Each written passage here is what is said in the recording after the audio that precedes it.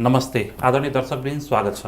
हरेक हप्ताको शनिबार बेलुकी 8 बजे प्रस्तुत हुने कार्यक्रम सिर्जनाका सुशेली लिएर आजको हप्ता पनि म नियमित प्रस्तुता सुभाष खनाल आइसकेको छु। शनिबार बेलुकी 8 बजे प्रस्तुत हुने यो कार्यक्रम आइतबार बिहान 11 बजे पुनर्प्रसारण हुने गर्दछ।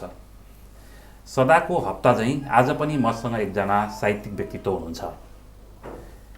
पद्य कवितामा प्रभावशाली कविताहरू सिर्जना गरिराख्नुभएका कवि मनोज भण्डारी आज मसँग हुनुहुन्छ। उहाँको यसअघि ईश्वरलाई चिठी नामक कविता सङ्ग्रह प्रकाशित भइसकेको छ।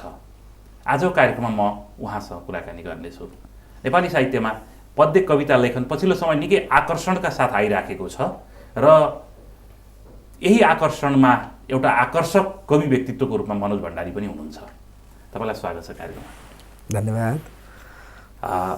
विशेषतः पद्य कविताहरू सिर्जना गर्नुहुन्छ होइन। अलिकति यो भनौँ न स्टार्टिङको कुरा गरौँ। यो कवितातिर लाग्नुको इनर्जी, शक्ति भनौँ अथवा त्यो कवितातिर तानिनुको होइन पछाडिको पक्ष तपाईँको आफ्नो लागि चाहिँ के थियो? म सानैमा जतिखेर म स्कुल बोर्डिङमा पढ्थेँ, हाम्रो बुवाले गीत कविताहरू लेख्नुहुन्थ्यो अनि सायद त्यसकै प्रभावले पनि होला कहिलेकाहीँ उहाँका रचना लिएर पनि सुनाइयो होला स्कुलहरूमा। अनि त्यसकै प्रभावले दाइले पनि लेख्नुहुन्थ्यो अलिअलि। अनि त्यो बाल कविताहरू बाल गीतहरू लेखिरहँदाखेरि छेउमै बसेर यसरी लेख्दाखेरि त यसरी अनुप्रास मिल्छ भनेर छेउमा बसेर यसो गरौँ न यसो गर्न पाए राम्रो हुन्थ्यो भनेर भनेका कुराहरू चाहिँ म सम्झिन्छु अहिले।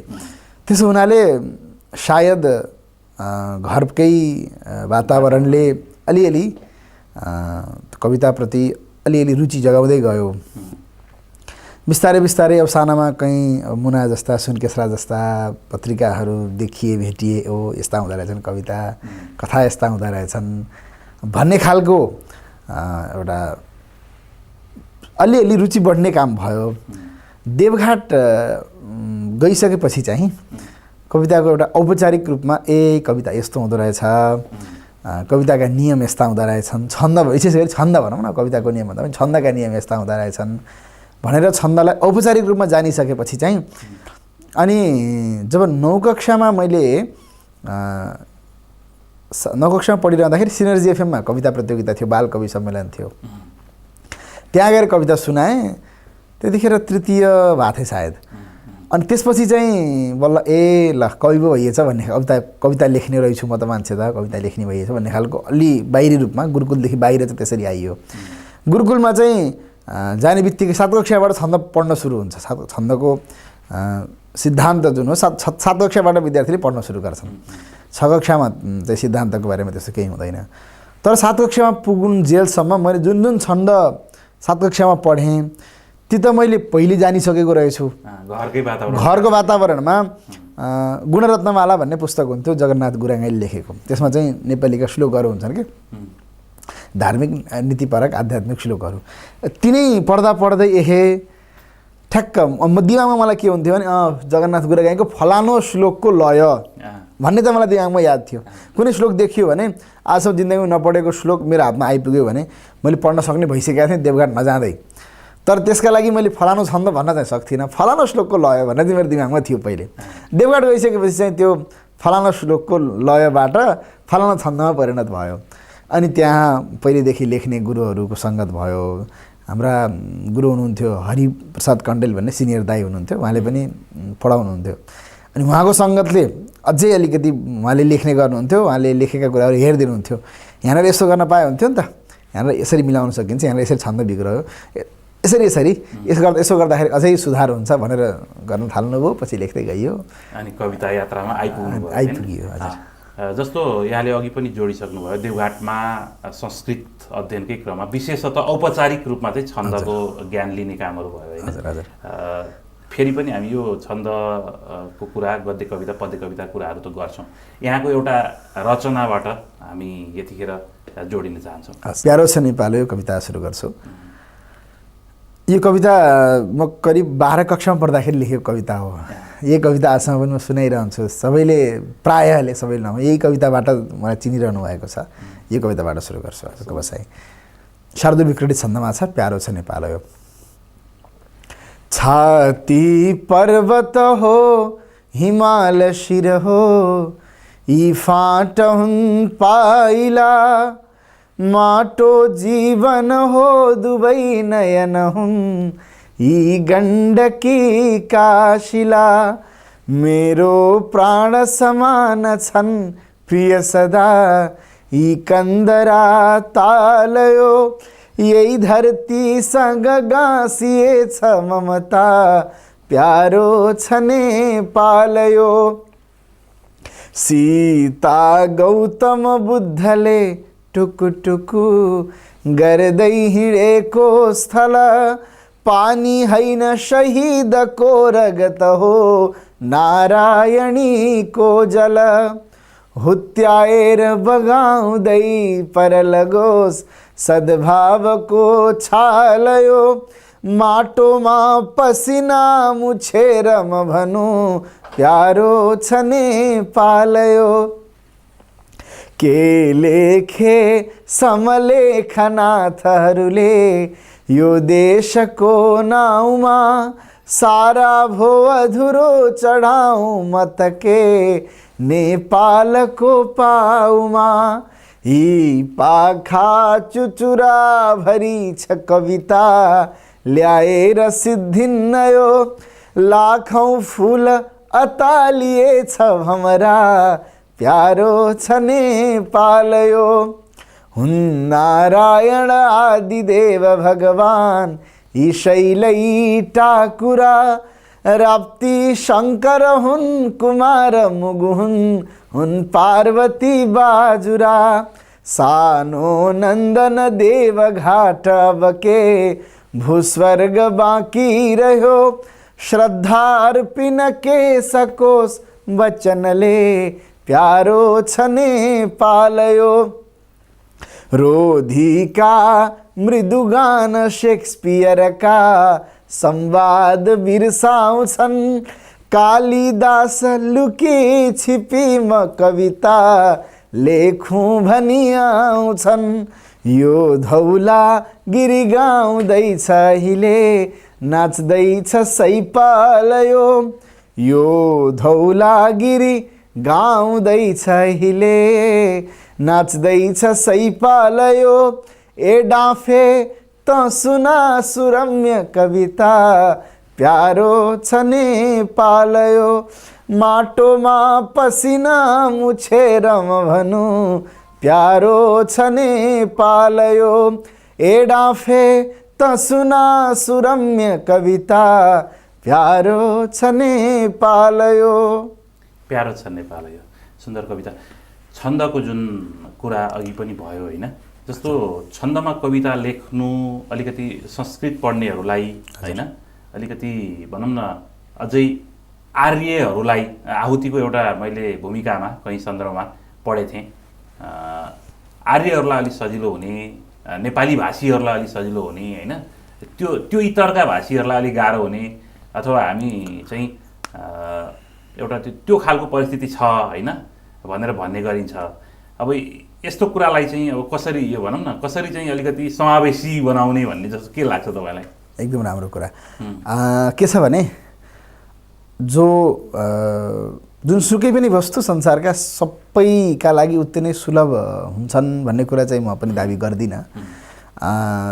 तर पनि भानुभक्तलाई यदि हामी आफ्ना मान्छौँ भने, देवकोटालाई यदि हामी आफ्ना मान्छौँ भने, समलाई आफ्ना मान्छौँ भने, अथवा शुभानन्द दाससम्मै हामी आफ्ना मान्छौँ भने, पृथ्वीनारायण शाहसम्मका कविहरूलाई पनि यदि हामी आफ्ना मान्छौँ भने छन्द हाम्रै सम्पत्ति हो। यो भूखण्ड भनेको यो भारतवर्ष भनेर जसलाई शास्त्रहरूमा भनेको छ, नेपाल, भारत अथवा यो इलाकामा चाहे त्यो हिन्दू धर्मावलम्बी किन नहोस्, चाहे बौद्ध धर्मावलम्बी किन नहोस्, अब किराँतको चाहिँ मैले अध्ययन गरेको छैन, त्यसैले हामीहरू सबैका लागि छन्द सुलभ हो। तर नेपालीमा छन्द कविता लेख्नका लागि त नेपाली भाषा जानेको मान्छेले जति सजिलो लिम्बू भाषा जानेकालाई हुँदैन नि त। यसमा त हामीले केही दोष दिन मिल्ने कुरो छैन। तर छन्द चाहिँ संस्कृत पढेकाले मात्रै लेख्ने भन्ने खालको चाहिँ एउटा दिमागमा धेरैको दिमागमा बसिसकेको अवस्था चाहिँ देख्छु। तर त्यसो चाहिँ किन भएको हो भन्ने म ठान्छु भने छन्दको चाहिँ जरो संस्कृत हो। संस्कृत पढ्नेले स्वतः छन्द पढ्छ। बिहानदेखि बेलुकासम्म गुरुकुलको विद्यार्थीको आचरण हेरियो भने बिहान उसले उठ्ने बित्तिकै हात हेर्नुपर्छ भनेको छ। उठ्ने बित्तिकै दिनभरि काम गर्ने, आफ्नो हातलाई ढोक गर्ने, हातको चाहिँ अगाडिपट्टि चाहिँ सरस्वती बस्छिन्, के अरे अगाडि चाहिँ लक्ष्मी बस्छिन्, बिचमा चाहिँ सरस्वती बस्छिन्, यहाँ चाहिँ ब्रह्मा बस्छन्, त्यही भएर यो हातलाई चाहिँ ढोक्छु भनेर बिहान उठ्ने बित्तिकै ढोक गर्ने मन्त्र अनुष्टुप छन्दमा हुन्छ होइन। कराग्रे वसते लक्ष्मी, कर मध्ये सरस्वती, कर मुरे स्थितो ब्रह्मा, प्रभाते कर दर्शनम भनेर हात हेरेर हातलाई ढोक गर्छ उसले। त्यसपछि पृथ्वीलाई ढोक गर्छ, ए पृथ्वी दिनभरि तिमीलाई कुद्छु, तिमी त आमा हो नि भनेर ढोक गर्छ। त्यो पनि अनुष्टुप छन्दमा छ। बेलुका सुत्ने बेलामा ल है अब म सुतेँ, सबै दिशाका देवताहरू आफ्नो ठाउँमा बस्छ, सबैले रक्षा गर भन्ने पनि अनुष्टुप छन्दमा छ। भनेपछि त संस्कृत पढ्ने छात्र बिहानदेखि बेलुकीसम्म छन्दमै घुलेको हुन्छ, त्यसरी छन्द उसलाई सजिलो हुन्छ। एउटा व्यवहारकै रूपमा छन्द आइसक्यो आयो। तर त्यस बाहेकका व्यक्तिहरूको चाहिँ छन्द होइन भन्ने होइन। उसले चाहिँ संस्कृतलाई कमसेकम अँगालिरहँदाखेरि छन्दलाई अँगाल्यो। तर नेपाली भाषा साहित्य अँगाल्नेले, नेपाली सबैको नि नेपाली साहित्य त, चाहे आर्य अनार्य जसले आफूलाई नेपाली भाषी मान्छन् अथवा नेपालभित्रको मान्छन्, तिनीहरूका लागि त नेपाली भयो। नेपालीको जरो चाहिँ छन्द बिनाको छैन र नेपालीको जरो नभइसकेपछि फुलपाततिर पनि छन्द कसरी न कसरी जसरी पनि आएको छ। यसमा दुईवटा कुराहरू छन्। छन्द दुई खाले छन्, एउटा शास्त्रीय छन्द छन्, एउटा लोक छन्दहरू छन्। लोक छन्द त सबैका छन् नि त, लोक छन्द त छन् नि त। त्यो त सबैको रचनाहरू त्यसरी खुलिरहेको देखिन्छ हो, त्यसो गर्न सकिन्छ नि त। अब शास्त्रीय छन्दमै वार्णिक छन्दमै आउनुपर्छ भन्ने छैन। नेवारी कल्चरहरूमा पनि त छ त, नेवारीमा छ, नेवारीमा पनि वार्णिक छन्दमै पनि पहिले कविता लेखिएका छन्। सिद्धिचरण श्रेष्ठका छन्द कविताहरू, चित्तधर हृदयका छन्द कविताहरू नेपालीमा छन्, नेवारीमा छन् छन्दमा। मैथिलीका आफ्ना छन्। जस्तो मैथिलीकोमा चाहिँ प्रायः वार्णिक नभएर मात्रिक छन्दहरू छन्। भोजपुरी बोल्नेहरूको छैन, छ नि। अब मैले जानेका भन्दा बढी लोक लयहरू, लोक छन्दहरू चाहिँ किराँती सभ्यतामा धेरै छ अझ। त्यसैले छन्दहरू सबैतिर छन्। हामीले बुझेको अनुष्टुप शारद विकृत मन्दाकिनी होला, अलिक बढी हामीले बुझिराखेको अथवा यो जुन हामी छन्द भनेर विशेष चिन्छौँ त्यो चाहिँ नभएको, त्यो मानेर होला। हजुर। आदरणीय दर्शकवृन्द, आज मसँग हुनुहुन्छ मनोज भण्डारी। कवि मनोज भण्डारीसँग कुराकानी गरिरहेको छु। उहाँ छन्दमा विशिष्ट कविताहरू सिर्जना गर्नुहुन्छ र उहाँ हेटौँडाको एउटा सम्मान कार्यक्रमको सन्दर्भमा यहाँ आइपुग्नु भएको थियो। त्यस सन्दर्भमा मैले कुराकानी उहाँसँग गरेँ। साहित्य सङ्घ मकवानपुरले भेषनाथ अधिकारी स्मृति काव्य पुरस्कार सम्मानबाट उहाँलाई सम्मानित गरेको अवसरमा हेटौँडा आइपुग्नु भएको सन्दर्भमा मैले उहाँसँग कुराकानी गरेको थिएँ। पहिलो ब्रेकको क्रममा छौँ, ब्रेकपछि पुनः आउनेछौँ।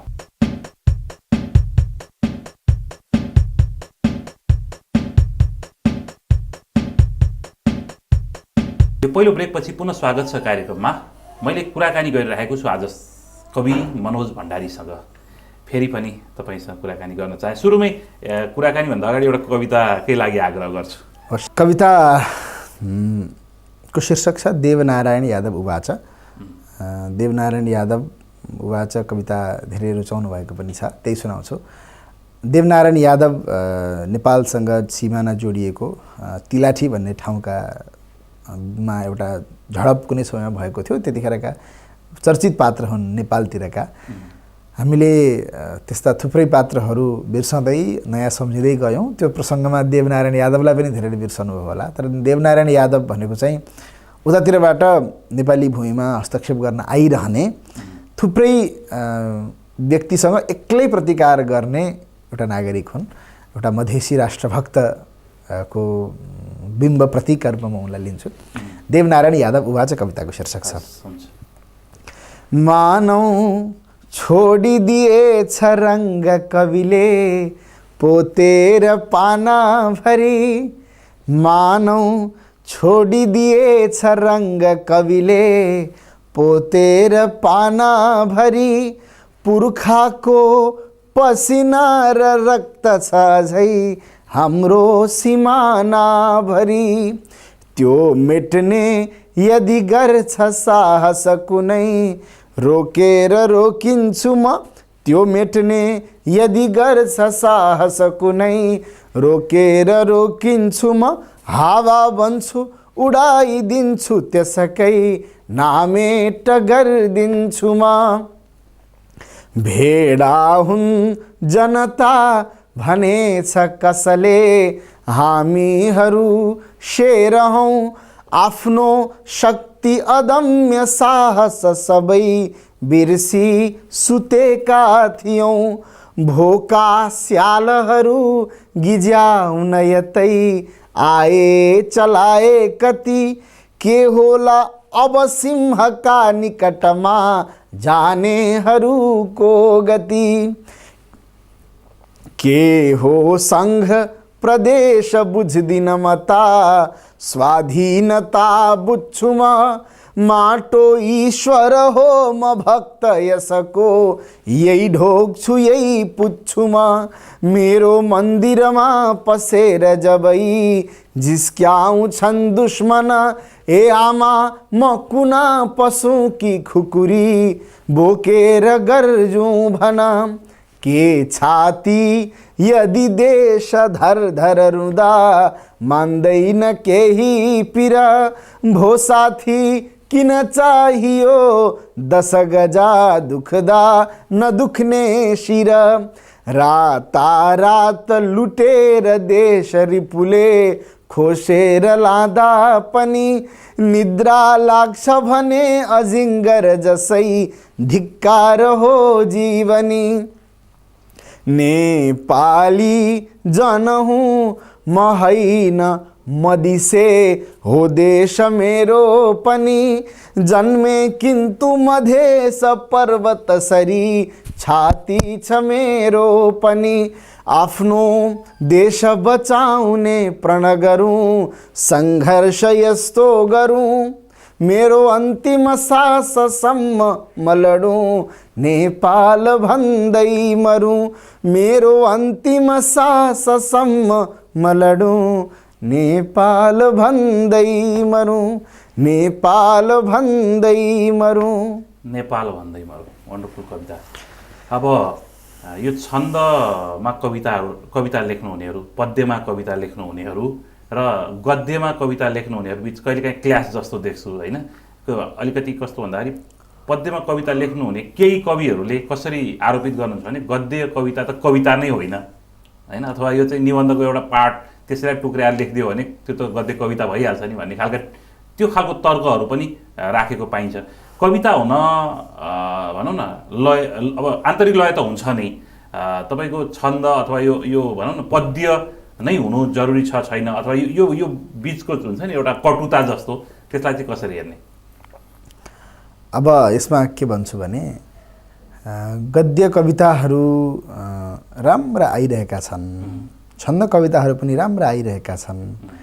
झगडा गर्ने, विवाद गर्नेहरू चाहिँ प्रायः कस्तो हुन्छ भने, उदाहरणका लागि देशमा एमसीसीको बारेमा चर्चा चलिरहेको छ, शान्तिपूर्ण रूपमा जनताहरू आन्दोलन गरिरहेका छन्, कतै हिंसा हुन्छ कि भनेर पुलिसहरू उतातिर बसेका छन्। अब पुलिसहरू यतातिर छन्, आन्दोलनकारीहरू यतातिर छन्। केही जसले आन्दोलनसँग केही लिनु दिनु छैन, ती पछाडिबाट पुलिसले ढुङ्गा हान्छन्। अनि त्यो ढुङ्गा हानेको देखेपछि पुलिसहरू लट्ठी लिएर आउँछन्। पुलिसले हाम्रो लट्ठी हान्यो भनेर उनीहरू बाटाका ढुङ्गा निकालेर भए नि हान्छन्। अनि झगडाको परिस्थिति हुन्छ। मतलब वास्तविक सर्जकहरू चाहिँ त्यसरी विवादित छैन, अरू जो जसले बुझिहाल्नु होइन त्यसरी चाहिँ विवादित छन् भन्ने कुरा। कविता मेरो बुझाइले के भन्छ भने, कविता भनेको कविता हो के, त्यो कविताले कस्तो कपडा लगाएर आयो, कविताको ढाकाटोपी कस्तो छ, कविताको कोट कस्तो छ, कविताले आज साडी लगाएर आइन् कि कुर्ता सुरुवाल लगाएर आइन् सँग मतलब राख्नुभन्दा कवितालाई चाहिँ पहिचान गर्नु चाहिँ राम्रो हो जस्तो मलाई लाग्छ। चिज के छ, बुद्धि के छ, अथवा सार के छ, त्यहाँ जानु पर्यो भन्ने कुरा हो यहाँको होइन। सौन्दर्य भन्ने चिज त कस्तो भने, कुनै सुन्दर अलङ्कृत स्त्री छन् अगाडि मानौ भने सौन्दर्य कहाँ छ त? गहनामा छ कि? गहनामा सौन्दर्य हुने भए त हातमा गहना राख्दाखेरि राम्रो झलल्ल देखिनुपर्ने जस्तो अहिले देखिएको छ। साडीमा सौन्दर्य हुन्थ्यो भने अगाडि यसरी लिएर टाङ्दाखेरि साडीमा सौन्दर्य हुनुपर्ने। सबै कुरा हुँदाखेरि पनि एउटा अलग्गै सौन्दर्य भन्ने चिज रहन्छ। त्यो त्यो कानको टपमा छ, न बुलाकीमा छ, न साडीमा छ। सबै मिल्दाखेरि एउटा अलग्गै सौन्दर्य भन्ने वस्तु निस्कन्छ। त्यो सौन्दर्य चाहिँ हामीले रसपान गर्नुपर्छ, अवश्य कविताले बोक्नुपर्छ। यहाँको धारणा त्यही हो। अर्को एउटा कविता सुनौ। नसम्झिएको दिन रात छैन र बिर्सिएको पल याद छैन। नसम्झिएको दिन रात छैन र बिर्सिएको पल याद छैन। बिर्सेर के बाँच्नु र सार छैन, या मृत्युका निम्ति हतार छैन। दिन्थे बगैँचा भरी फूल छैन, या दैव मेरो अनुकूल छैन। टिपेर मेरै मन अर्पिँदैछु, फिर्ता नगर्ने प्रणमा दिँदैछु। जहाँ जहाँ पुग्छु त्यहीँ त्यहीँ छौ, यस्तो म सम्झन्छु जहाँ तहीँ छौ। परन्तु मेरो मन यो अटेरी खोजिरहेको छ भुलेर फेरि। नसम्झ्यौँ तडपन बढ्छ फेरि, र सम्झ्यौँ धडकन बढ्छ फेरि। नसम्झ्यौँ तडपन बढ्छ फेरि, र सम्झ्यौँ धडकन बढ्छ फेरि। बढे त हुन्थ्यो परितृप्ति भोक, म पाउँथेँ सम्झिन एक थोक। मरङ्ग हुँ सर्वतको पुरानो, तिमी त्यसैको जलबिन्दु सानो। मरङ्ग हुँ सर्वतको पुरानो, तिमी त्यसैको जलबिन्दु सानो। समीप मेरो बस रोइदेऊ, आऊ मलाई अब छोइदेऊ। धुलो छु फुक्का छु अबीर तुल्य, तिमी नदीकै जल हौ अमूल्य। बस आइदेऊ अब आइदेऊ, छो मलाई र भिजाइदेऊ। बिर्सेर मेरो मद आइदेऊ, आऊ बनी पारद आइदेऊ। म बन्न सिङ्गो सुन पाउला कि, र मात्र तिम्रो हुन पाउला कि। लेखौँ सकिन्छन् 100 लाख कापी, सकिन्न तिम्रो कविता तथापि।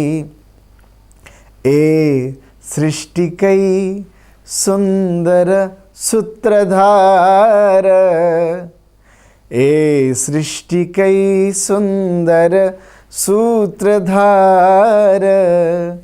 आऊ मलाई गर धेर प्यार, आऊ मलाई गर धेर प्यार। कविताको शीर्षक ईश्वरलाई चिठी। कविताको शीर्षक ईश्वरलाई चिठी तपाईँको कविता सङ्ग्रहको नाम पनि हो यो, होइन? हजुर। आदरणीय दर्शकवृन्द, आज म कुराकानी गरिराखेको छु मनोज भण्डारीसँग। कवि मनोज भण्डारी आज मसँग हुनुहुन्छ। यतिखेर दोस्रो ब्रेकको क्रममा छौँ। ब्रेक पछि पुनः आउनेछौँ।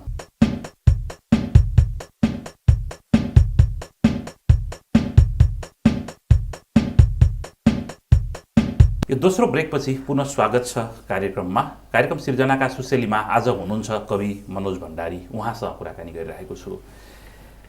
कविता किन लेखिन्छ अथवा किन लेखिनुपर्छ यहाँ विचारमा? अब यो साह्रै भयङ्कर प्रश्न हो है। अब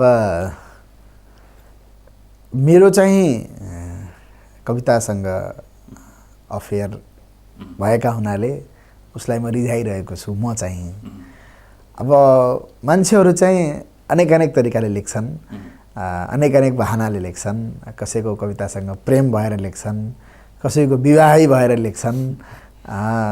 मेरो चाहिँ कवितासँग प्रेम छ, त्यसैले चाहिँ म लेख्छु। मूलत अलिकति समाजसँग गाँसिने कुरामा कविताले कतिपय सन्दर्भमा फेरि लेखकहरूको प्रयोजनविहीन लेखन अथवा प्रयोजन सहित भन्ने कुराहरूको डिस्कोर्स हुने गर्छ होइन। यो डिस्कोर्समा हामीले पनि केही कुराहरू गरौँ। समाजसँग कविता कसरी जोडिनुपर्छ यहाँको विचारमा? कविता समाजसँग जोडिनुपर्छ भन्दा पनि जोडिन्छ नै भन्छु म चाहिँ होइन। अब कविता समाजको दर्पण हो, यताउति साहित्य भन्ने कुरा सबैले भनिरहेकै कुरा छ, छँदैछ। अब कस्तो भने यो समाजसँग अलिकति बढी जोड्ने काम चाहिँ विशेष गरी प्रगतिवादी साहित्य लेखिरहनेहरूले चाहिँ यसलाई अलिकति बढी मुद्दाका रूपमा उठाएको म पाउँछु। कविता यसका लागि लेख्नुपर्छ भनेर परिभाषित गर्नु नै ठिक छैन भन्छु म चाहिँ होइन। अब कविता त्यसो भए समाजका लागि भने समाजमा के का लागि त? कविताले अब यहाँ लाइट बल्यो जस्तो झलल्लै बिजुली बालिदिने वस्तु त होइन। कविता भनेको अथवा ध्यान भनेको, अध्यात्म भनेको यी कस्ता चिज हुन् भने हेर्दाखेरि यसले केही पनि गरेको चाहिँ छैन, तर के चाहिँ गर्छ भने धेरै काम गरिरहेको हुन्छ एकैपटक। संस्कृतमा चाहिँ के भनिन्छ भने काव्यको प्रयोजन भनेर विशद यसको अध्ययन छ। यसरी म बोल्न नचाहेको कारण के भने धेरै कुराहरू छन् भनेर। यसमा चाहिँ कविता किन लेखिन्छ भन्ने प्रसङ्गमा एउटा छ, कान्ता संमिततया उपदेश युजे भन्ने शब्द छ। कविताले चाहिँ उपदेश गर्छ अरे। उपदेश भनेको फेरि कस्तो त भन्दाखेरि गुरुले शिष्यलाई दिए जस्तो उपदेश पनि उपदेश हो, अथवा साथीले साथीलाई साथी यस्तो गर्न भन्नु पनि उपदेश हो, अथवा प्रेमिकाले अथवा भनौँ पत्नीले पतिलाई यसो निदाउने बेलामा सुन्नु न भोलि यति गरिदिनुहोस् न भन्नु पनि उपदेश हो। यहाँको उपदेश शब्द कविताले चाहिँ के गर्छ त भन्दाखेरि प्रेमिकाले प्रेमीलाई कुनै चिज अराउँछ जसरी अराउँछे जसरी त्यस्तै गरी कविताले अराउँछ। हामी समाजमा भनेको मन छोइने गरी होइन, अब तपाईँ कुनै भनौँ कन्भिन्स गर्ने गरी कविताले अराउँछ। अब यो समाजसँग कसरी जोडिन्छ भन्ने कुरा यहीँबाट आउँछ। अब कविले मानव उदाहरणका लागि हातका मैला सुनका थैला के गर्नु भन्नाले कागज सागर सिस्नु खाएकै बेस आनन्दी भन्नाले यो कविता यो कविताको यो लाइनले मान्छेलाई छोयो नि त। अब उसले मन्त्रभन्दा बढी यो कवितालाई याद गर्छ होइन। मानिस ठुलो दिलले हुन्छ जातले हुँदैन भन्ने उसलाई मनमा लाग्यो नि भने अब उसलाई अरू मन्त्रले छुँदैन, यो उसको मन्त्र। अब उस चाहिँ होइन है मान्छे त जातले ठुलो हुन् है, दिलले ठुलो हुन्छ भनेर देवकोटाले ओइलामा लेखिदिएको कामले आजसम्म समाजमा काम गरेन। त्यसैले यदि कविलाई समाज सुधार गर्नु छ अथवा समाजमा क्रान्ति ल्याउनु छ भने आफूले शिक्षाका रूपमा राजाले नोकरलाई अथवा छोराले बाबुलाई भने जस्तो भन्दा पनि प्रेमीले प्रेमिकालाई अथवा प्रेमिकाले प्रेमीलाई भने जसरी थाहा नपाउने गरी उचालेर कुनै कामका लागि फुत धकेलिदिने हो कविले त, प्रेरित गर्ने हो। अब त्यो प्रयोजन चाहिँ कस्तो हुनसक्छ त भन्ने कुरा त कविको इच्छा अनुसार हुन्छ। अब भानुभक्त रामायणले सबैलाई कमसेकम राम भक्ति सिकाओस्, भगवानको आराधनामा लगाओस् भन्ने भानुभक्तको इच्छा हुनसक्छ, त्यसैले त्यो लेखेका हुनसक्छन्। म्याक्सिम गोर्कीले आमा लेख्दाखेरि अर्कै प्रयोजनले लेखेका हुनसक्छन्। अब तुलसीदासलाई किन लेखेको भन्दाखेरि उनले भनेका छन् स्वान्त सुखाए तुलसी रघुनाथ गाथा, भित्री आनन्दका लागि लेखेको भने उनले। तर भित्री आनन्दका लागि भने पनि उनका कविताले समाजमा प्रभाव पारेको छैन त, जति पनि छ नि। त्यसैले समाजसँग कविता नजोडिने भन्ने हुँदैन, जोडिन्छ। र कविता चाहिँ कुन तरिकाले जोडिन्छ अथवा कसरी जोड्नु भन्ने कुरा चाहिँ कविको क्षमतामा एकदम कति राम्रो कुरा बुझ्नुहोस्। हामी कार्यक्रमको करिब अन्तिमतिर छौँ होइन। बढी त यो बोल्नुभन्दा तपाईँका रचनाहरू सुन्न नै बढी इच्छा छ। एउटा कविताका लागि आग्रह गर्छु यो अन्तिमतिर। एउटा कविता छ साँझ, छोटो कविता छ, एक श्लोकको छ, उपजाति छन्दमा। साँझको समय चाहिँ एउटा अनौठो समय हो। त्यतिखेर दिन बनाउने सूर्यले हो। दिनलाई धकाल्दै धकाल्दै सूर्यले यहाँसम्म ल्याइदिन्छ अनि आफूले चाहिँ छोडिदिन्छ फेरि। अनि रात चाहिँ आइपुगेको हुँदैन, त्यो खालको अवस्था साँझ हो। धकेल्छ सिङ्गो दिन सूर्यलाई, धकेल्छ सिङ्गो दिन सूर्यलाई, र रात आउन्न समात्नलाई। धकेल्छ सिङ्गो दिन सूर्यलाई, र रात आउन्न समात्नलाई। दोसाँध अन्योलर बेइमानी, दोसाँध अन्योलर बेइमानी। के साँझ झैँ छैन र जिन्दगानी, के साँझ झैँ छैन र जिन्दगानी। सुन्दर कविता। मनोज भण्डारी हैन एउटा विशद अध्ययन गरिराख्नुभएका व्यक्तित्व पनि हुनुहुन्छ, कविता यात्रामा पनि हुनुहुन्छ हैन। अनि अब आफ्नो जिन्दगी अरू पाटाहरू पनि छन्। मलाई त तपाईँलाई कवि भनेर अरूले चिन्छन् हैन। यहाँकै इच्छा चाहिँ के लाग्छ, के भनेर चिनिदिउन् भन्ने लाग्छ? अब यो चाहिँ कस्तो भने ठ्याक्कै यो भन्ने चाहिँ त्यस्तो इच्छा मेरो केही पनि छैन छानलाई। जसरी चिन्दा पनि बिग्रिएन। कतिपयले धार्मिक रूपमा कस्तो भने धार्मिक गुरुका रूपमा पनि कतिले हिजो आज चिन्न थालेको मैले थाहा पाइरहेको छु। त्यो चाहिँ मलाई कता कता डर लाग्छ, त्यो त्यसरी चिन्दिन्छन् कि भन्ने डर लाग्छ। त्यो डर किन हो भने मलाई चाहिँ धर्मप्रति आस्था श्रद्धा नभएर चाहिँ होइन। त्यो चाहिँ डर के हो भने मेरा पाठकहरू चाहिँ समीक्षा गर्न सक्छन्, मलाई चित्त नबुझ्दाखेरि गाली गर्न सक्छन्, तर मेरा अनुयायीहरू चाहिँ मलाई गाली गर्दैनन्। तिनीहरू काम के हो भने मेरो जय जयकार गर्नु मात्रै हुन्छ हैन। कमसेकम त्यो जय जयकारबाट चाहिँ म बच्न चाहन्छु। त्यसैले यो चाहिँ धार्मिक व्यक्तिका रूपमा चाहिँ मलाई मान्छेहरू नचिन्दी हुन्थ्यो जस्तो मलाई कता कता त्यो लाग्छ। त्यसको तात्पर्य चाहिँ मलाई चाहिँ मेरो फेरि धर्मको व्याख्या आफ्नै होला, अध्यात्मको व्याख्या पनि फेरि त्यसको व्याख्याको तरिका फरक होला हैन होला। तर स्वतः एउटा कविको प्रशंसक र कुनै फलानु अब अहिले मिडियामा चलिरहेका गुरुहरूको अनुयायीको तुलनात्मक अध्ययन हेर्नुहोस्। म देवकोटालाई मन पराउँछु, तर फलानु देवकोटाको ठिक छैन भन्न सक्छु नि त म। मलाई पागल कविताले छोयो ल, तर कुनै कविता यस्ता छन् देवकोटाका जुनले मलाई कति पनि छोएका छैनन्। त्यो त म स्वीकार गर्न सक्छु नि त। तपाईको इच्छा भनेको विथ लजिक अथवा विथ तर्क मन पराउनुस्। एकदम अवश्य पनि।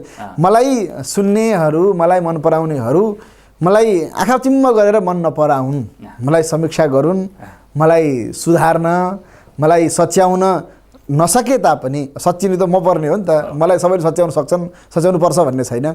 तर यहाँनिर गलत छ भनेर समीक्षा गर्ने तागत राख्नेहरूले कमसेकम मलाई चिनुन्। हस्, यो कार्यक्रममा आउनुभयो विशेष धन्यवाद भन्छु। हजुरलाई पनि धेरै धेरै धन्यवाद। यो सम्पूर्ण टेलिभिजनको समूहलाई, विशेष गरी आदरणीय प्रस्तोताज्यू र यतिन्जेल हेरिदिने सुनिदिने सम्पूर्ण दर्शकहरूलाई धन्यवाद। नमस्कार। हस्, आदरणीय दर्शकवृन्द, आज मैले कुराकानी गरेँ मनोज भण्डारीसँग। उहाँका रचनाहरू पनि प्रस्तुत गरेँ कार्यक्रममा। अर्को हप्ता अर्का सर्जकसँग आउनेछु। प्रविधिमा सहयोग गर्ने मनिल, त्यसै गरी आजका अतिथि कवि मनोज भण्डारी र म नियमित प्रस्तोता सुभाष खनाल। सबैलाई बिदा दिनुहोस्। हेर्दै बस्नुहोला टिम टेलिभिजन। नमस्ते।